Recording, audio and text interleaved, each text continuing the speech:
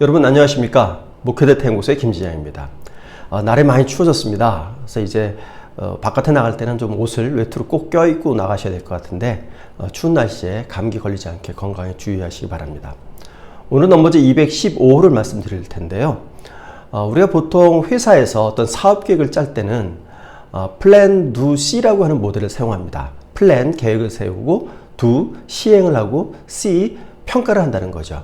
그래서 C, 평가를 한 다음에 그걸 다시 피드백을 해서 플랜, 계획을 다시 수정하거나 변경하거나 하는 과정을 거치고 다시 실행하고 평가하고, 그래서 이런 플랜, 두, C의 과정을 이제 반복하는 것, 피드백의 과정을 거쳐서 반복하는 것을 기본으로 삼는 것이 이제 보통 조직에서 어떤 사업 계획과 실행 평가를 할 때 쓰는 모델입니다. 이런 플랜 투 C라고 하는 것, 다시 말해서 피드백이라고 하는 이런 어떤 과정에 대해서 직장에 상당히 일반화되어 있습니다. 적절하고 명확한 업무 피드백은 업무 결과에 큰 도움이 된다. 86%가 동의하고 있고요. 나는 적절하고 명확한 피드백을 주는 직장 상사와 일하고 싶다. 84%입니다. 그러니까 피드백을 통해서 시행착오를 줄이고 이런 피드백을 통해서 더 높은 성과를 거두려고 하는 이런 마음들 때문에 피드백이라고 하는 것이 업무를 수행하는 데서 굉장히 중요한 그런 필수 요소로 자리 잡고 있는 것이 오늘날 직장의 현실이라고 보시면 될 것 같습니다. 그렇다면 이런 피드백이라고 하는 거는 이제 그 다른 사람이 특정인에게 이런 당시 수행한 이런 사업에 대해서는 이런 성과가 있었습니다. 그리고 이런 문제가 있었습니다. 라고 하는 것을 평가하는 거죠. 평가하는 거다 보니까 아무래도 평가를 받는 사람 입장에서는 평가가 좋을 때는 굉장히 기분이 좋지만 평가가 좋지 않을 때는 기분이 좋을 수가 없습니다. 아무래도 좀 마음이 많이 상할 가능성도 있겠죠. 따라서 이런 플랜 투 C가 원활하게 이루어져서 갈수록 어떤 그 성과가 높아지려고 한다면 피드백을 하는 사람도 중요하지만 피드백을 받아들이는 사람도 굉장히 중요합니다. 그것에 대해서 조사를 한 결과가 있는데요.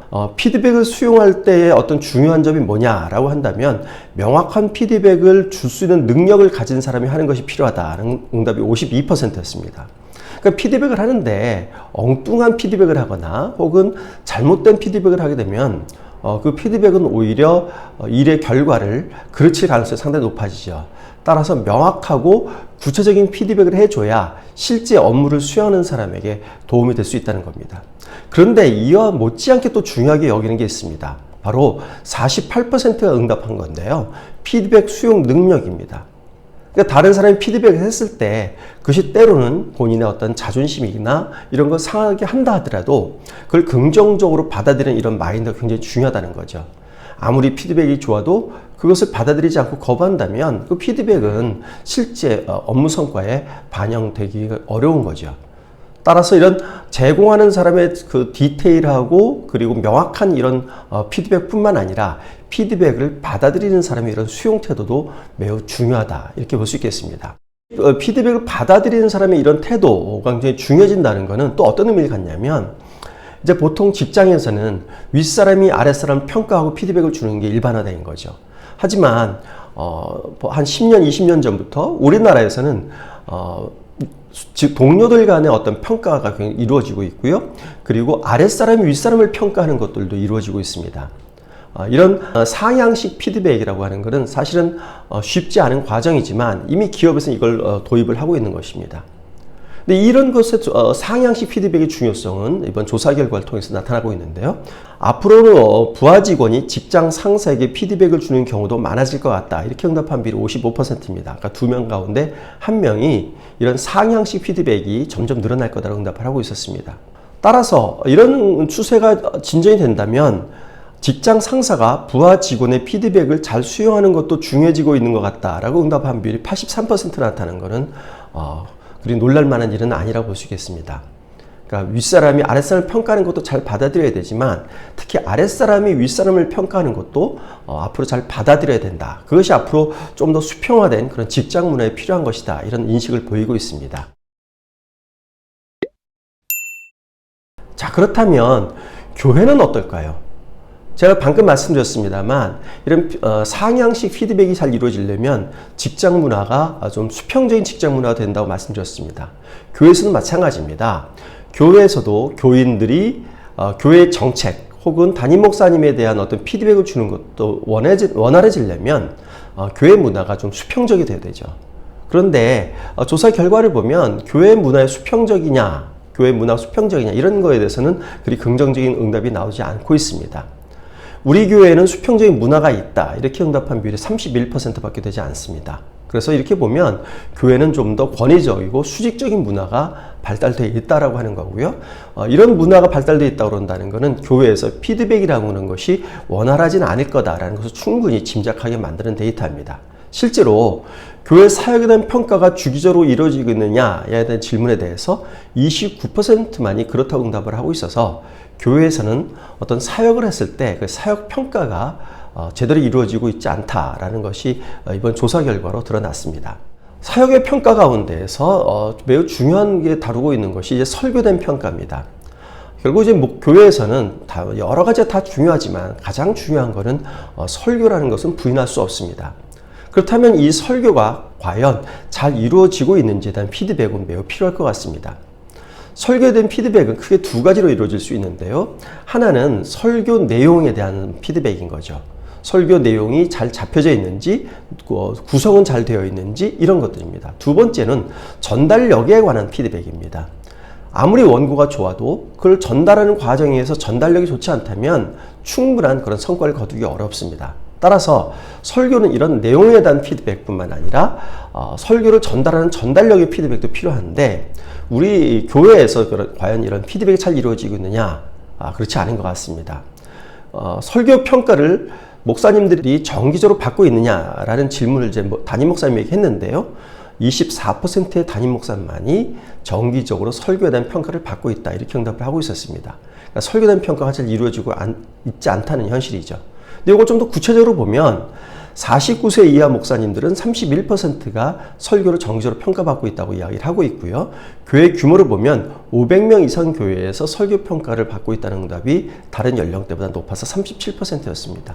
이렇게 보면 좀 젊은 목사님으로 갈수록 그리고 교회 규모가 클수록 설교 평가를 받는다는 비율이 조금 더 높아지는 것을 이렇게 확인할 수 있습니다. 그렇다면 설교 평가를 피드백을 받을 때 누구한테 받느냐? 이 조사 결과를 보면 대부분이 배우자나 가족한테 받고 있었습니다. 전체 응답자를 놓고 보면 75%가 배우자나 가족에게 설교 피드백을 받고 있다고 이야기를 하고 있고요. 그리고 49세 이하, 50대, 60대 이렇게 보면 연령이 올라갈수록 가족에게 평가받고 있다는 비율이 높아집니다. 반면에 교인들에게 평가받고 있다는 비율은 11%였는데요. 49세, 50대, 60세 이상을 놓고 보시면 49세 이하에서는 16%의 담임 목사님들이 교인에게 평가받고 있다고 해서 50대 이상의 목사님들보다 교인에게 평가받고 있는 비율이 상당히 높은 것으로 이렇게 드러나고 있습니다. 이렇게 보면 설교 평가를 받을 때 그 교인들이나 그리고 가족에게 받는 것이 거의 대부분이었고요.